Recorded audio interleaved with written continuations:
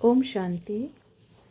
आज की अव्यक्त मुरली का शीर्षक है बाप की आज्ञा और प्रतिज्ञा।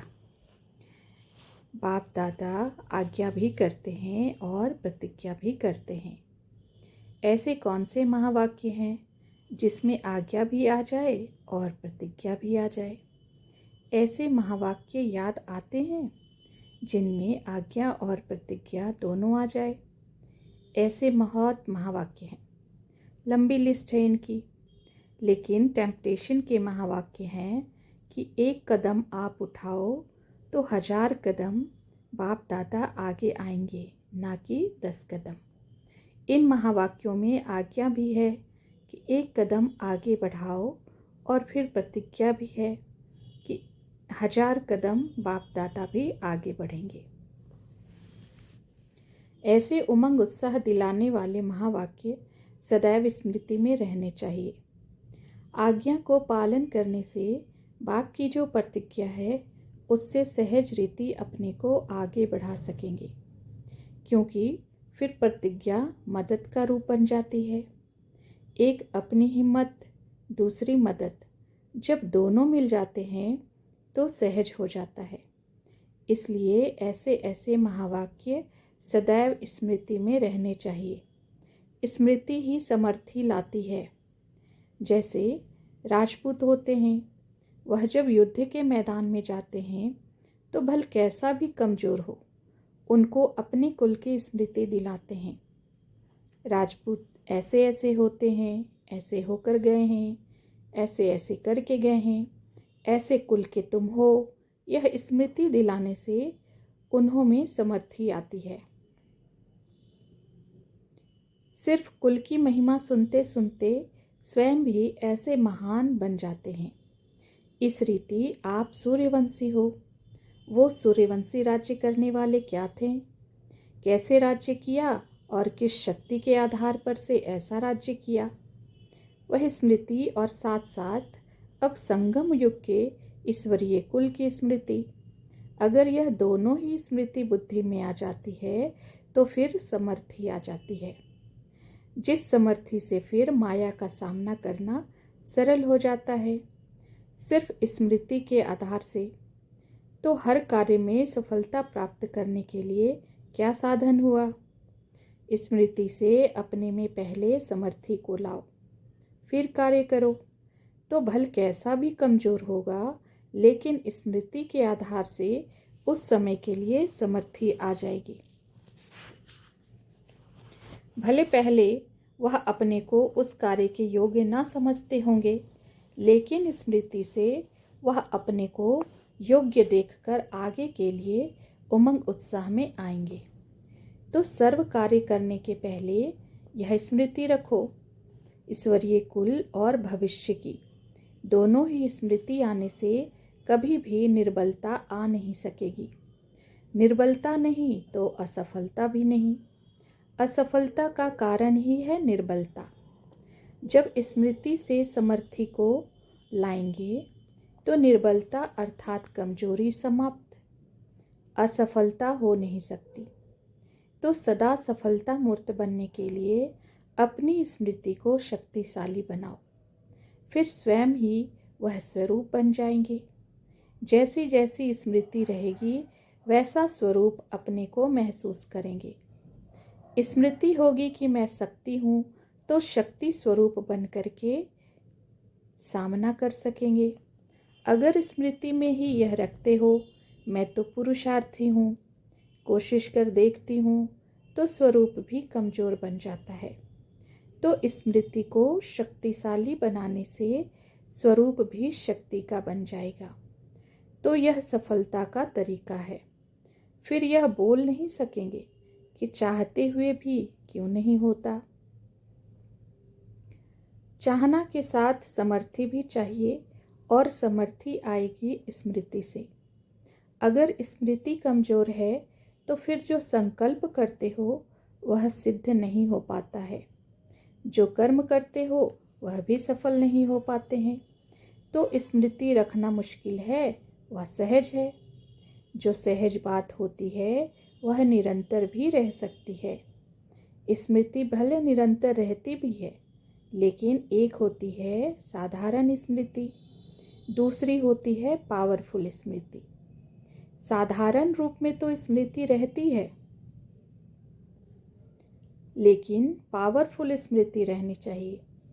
जैसे कोई जज होता है तो उनको सारा दिन अपने जज पने की स्मृति तो रहती है, लेकिन जिस समय खास कुर्सी पर बैठता है तो उस समय वह सारे दिन की स्मृति से पावरफुल स्मृति होती है। तो ड्यूटी अर्थात कर्तव्य पर रहने से पावरफुल स्मृति रहती है और वैसे साधारण स्मृति रहती है। तो आप भी साधारण स्मृति में तो रहते हो, लेकिन पावरफुल स्मृति जिससे बिल्कुल वह स्वरूप बन जाए और स्वरूप की सिद्धि सफलता मिले, वह कितना समय रहती है, इसकी प्रैक्टिस कर रहे हो ना। निरंतर समझो कि हम ईश्वरीय सर्विस पर हैं। भल कर्मना सर्विस भी कर रहे हो, फिर भी समझो मैं ईश्वरीय सर्विस पर हूँ। भले भोजन बनाते हो, वह है तो स्थूल कार्य, लेकिन भोजन में ईश्वरीय संस्कार भरना, भोजन को पावरफुल बनाना, वह तो ईश्वरीय सर्विस हुई ना। जैसा अन्न वैसा मन कहा जाता है, तो भोजन बनाते समय ईश्वरीय स्वरूप होगा, तब उस अन्न का असर मन पर होगा। तो भोजन बनाने का स्थूल कार्य करते भी ईश्वरीय सर्विस पर हो ना। आप लिखते भी हो ऑन गॉडली सर्विस ओनली, तो उसका भावार्थ क्या हुआ? हम ईश्वरीय संतान सिर्फ और सदैव इसी सर्विस के लिए ही हैं। भल उसका स्वरूप स्थूल सर्विस का है, लेकिन उसमें भी सदैव ईश्वरीय सर्विस में हूँ। जब तक यह ईश्वरीय जन्म है, तब तक हर सेकंड, हर संकल्प, हर कार्य ईश्वरीय सर्विस है। वह लोग थोड़े टाइम के लिए कुर्सी पर बैठ अपनी सर्विस करते हैं, आप लोगों के लिए यह नहीं है। सदैव अपने सर्विस के स्थान पर कहाँ भी हो तो स्मृति वह रहनी चाहिए, फिर कमजोरी आ नहीं सकती। जब अपनी सर्विस की सीट को छोड़ देते हो तो सीट को छोड़ने से स्थिति भी सेट नहीं हो पाती। सीट नहीं छोड़नी चाहिए। कुर्सी पर बैठने से नशा होता है ना। अगर सदैव अपने मर्तबे की कुर्सी पर बैठो तो नशा नहीं रहेगा। कुर्सी व मर्तबे को छोड़ते क्यों हो? थक जाते हो। जैसे आप लोगों ने राजा का चित्र दिखाया है, पहले 2 ताज वाले थे, फिर रावण पीछे से उसका ताज उतार रहा है। ऐसे अब भी होता है क्या? माया पीछे से ही मर्तबे से उतार देती है क्या? अब तो माया विदाई लेने के लिए, सत्कार करने के लिए आएगी। उस रूप से अभी नहीं आनी चाहिए, अब तो विदा लेगी।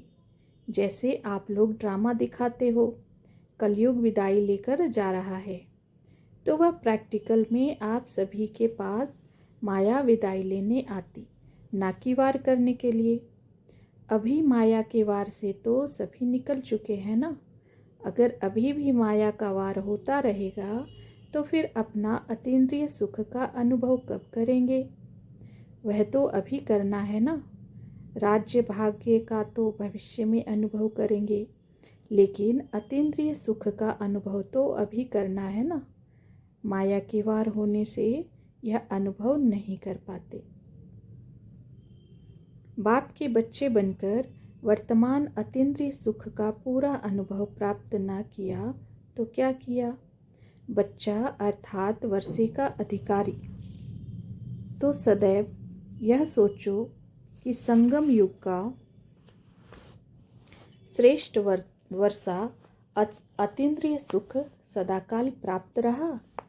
अगर अल्पकाल के लिए प्राप्त किया तो बाकी फर्क क्या रहा?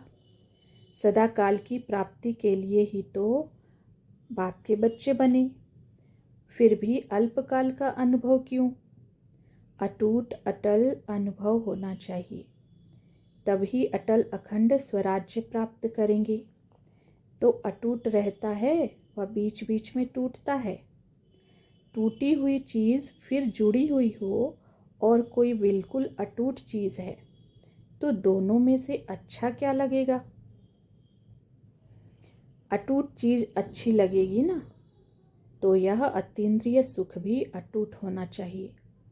तब समझो कि बाप के वर्षे के अधिकारी बनेंगे। अगर अटूट अटल नहीं तो क्या समझना चाहिए?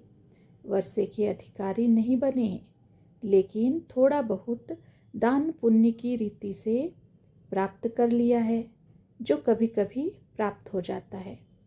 वर्षा सदैव अपनी प्राप्ति होती है, दान पुण्य तो कभी कभी की प्राप्ति होती है। वारिस हो तो वारिस की निशानी है अतीन्द्रिय सुख के वर्षे के अधिकारी। वारिस को बाप सभी कुछ विल करता है।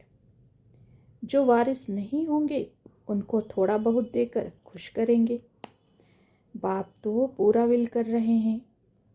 जिनका बाप के विल पर पूरा अधिकार होगा उन्हों की निशानी क्या दिखाई देगी? वह विल पावर वाले होंगे। उनका एक एक संकल्प विल पावर वाला होगा। अगर विल पावर है तो असफलता कभी नहीं होगी। पूरे विल के अधिकारी नहीं बने हैं तब विल पावर नहीं आती है।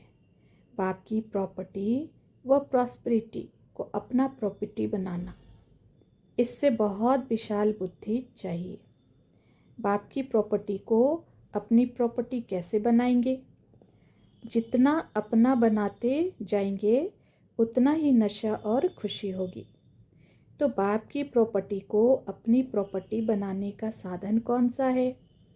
वह बाप की प्रॉपर्टी बाप की ही रहने दें। कोई ने अपना विचार बताया। जिनकी दिल सच्ची थी उन पर साहिब राजी हुआ, तब तो प्रॉपर्टी दी। प्रॉपर्टी तो दे दी, अब उनको सिर्फ अपना बनाने की बात है। सर्विस व दान भी तब कर सकेंगे जब प्रॉपर्टी को अपना बनाया होगा। जितना प्रॉपर्टी होगी उतना नशे से दान कर सकेंगे व दूसरे की सर्विस कर सकेंगे। लेकिन बात है पहले अपना कैसे बनाएं। अपना बन गया फिर दूसरे को देने से बढ़ता जाता है। यह हुई पीछे की बात। लेकिन पहले अपना कैसे बनाएंगे? जितना जितना जो खजाना मिलता है उसके ऊपर मनन करने से अंदर समाता है। जो मनन करने वाले होंगे उन्हों को बोलने में भी विल पावर होगी। किसके बोलने में शक्ति का अनुभव होता है? क्यों? सुनते तो सभी इकट्ठे हैं। प्रॉपर्टी तो सभी को एक जैसी एक ही समय इकट्ठी मिलती है।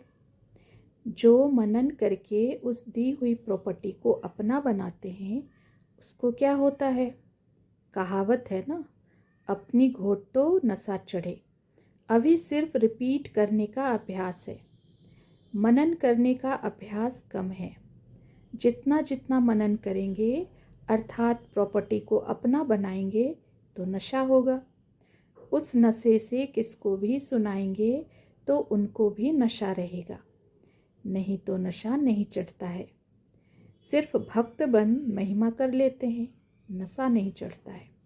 तो मनन करने का अभ्यास अपने में डालते जाओ, फिर सदैव ऐसे नजर आएंगे जैसे अपनी मस्ती में मस्त रहने वाले हैं। फिर इस दुनिया की कोई भी चीज़ उलझन आपको आकर्षण नहीं करेगी, क्योंकि आप अपने मनन की मस्ती में मस्त हो। जिस दिन मनन में मस्त होंगे उस दिन माया भी सामना नहीं करेगी, क्योंकि आप बिजी हो ना। अगर कोई बिजी होता है तो दूसरा अगर आएगा भी तो लौट जाएगा। जैसे वह लोग अंडरग्राउंड चले जाते हैं ना, आप भी मनन करने से अंदर अर्थात अंडरग्राउंड चले जाते हो। अंडरग्राउंड रहने से बाहर के बॉम्ब्स आदि का असर नहीं होता है। इसी रीति से मनन में रहने से, अंतर्मुखी रहने से बाहर मुक्ता की बातें डिस्टर्ब नहीं करेंगी। देह अभिमान से गैर हाजिर रहेंगे। जैसे कोई अपनी सीट से गैर हाजिर होगा तो लोग लौट जाएंगे ना। आप भी मनन में अथवा अंतर्मुखी रहने से देह अभिमान की सीट को छोड़ देते हो, फिर माया लौट जाएगी, क्योंकि आप अंतर्मुखी अर्थात अंडरग्राउंड हो। आजकल अंडरग्राउंड बहुत बनाते जाते हैं सेफ्टी के लिए, तो आपके लिए भी सेफ्टी का साधन यही अंतर्मुखता है, अर्थात देह अभिमान से अंडरग्राउंड। अंडरग्राउंड में रहना अच्छा लगता है, जिसका अभ्यास नहीं होता है वह थोड़ा टाइम रह फिर बाहर मुक्ता में आ जाते हैं, क्योंकि बहुत जन्मों के संस्कार बाहर मुक्ता के हैं, तो अंतर्मुक्ता में कम रह पाते हैं, लेकिन रहना निरंतर अंतर्मुखी है। अच्छा, ओम शांति।